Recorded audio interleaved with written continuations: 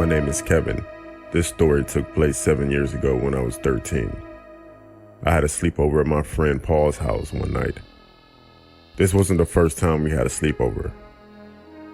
What we would do is play video games until around 11 p.m. Then we would start trolling people on Facebook. And this night was no different. Paul and I spent the evening eating McDonald's, playing video games, and watching scary movies up until around 10:30 p.m. when we logged into Facebook using a fake account we created. It would send messages to people we knew. We came across one guy who lived in our area whose name was Frank. He was a black dude, buff, and had tattoos. For some reason, we thought it would be funny to prank call him, as his phone number was listed in his bio. We had to ring twice before he picked up. He picked up with a firm, "Yeah."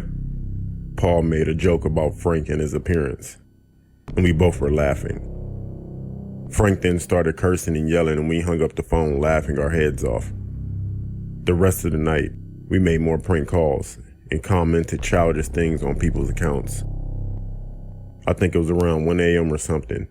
Me and Paul were getting tired while watching a movie, and then we received a text from an unknown number. I asked who was that, and it said, "That's so funny," with a picture attached to it. After examining the picture properly, we saw it was a street sign that wasn't far from Paul's house. We both looked at each other, scared and confused. "What if they come to my house?" Paul asked. I tried to calm him down and think rationally. He wasn't at his house, only nearby. Maybe he is only guessing where we are to freak us out a bit. We carried on watching the movie, hoping the phone wouldn't go off again.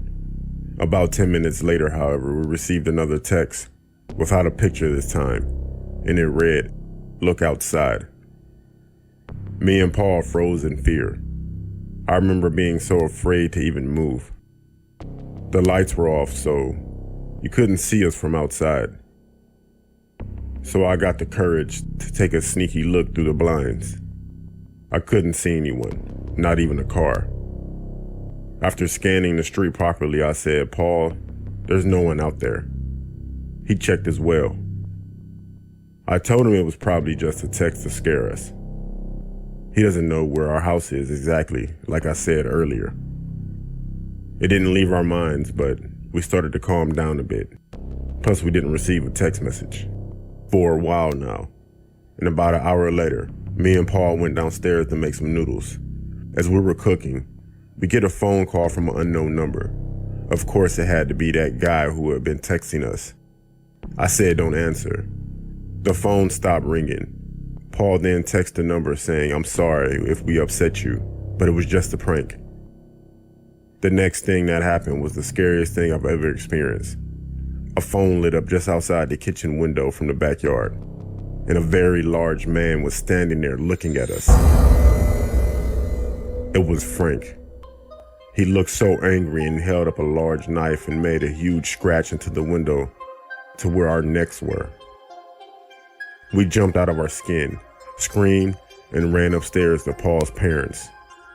We told them there was a man outside. They came down and checked the backyard, and Frank was gone. We didn't tell the whole truth as we were afraid of getting in trouble. I don't think we slept the whole night. We still had sleepovers at Paul's house, but we never pranked or trolled anyone again.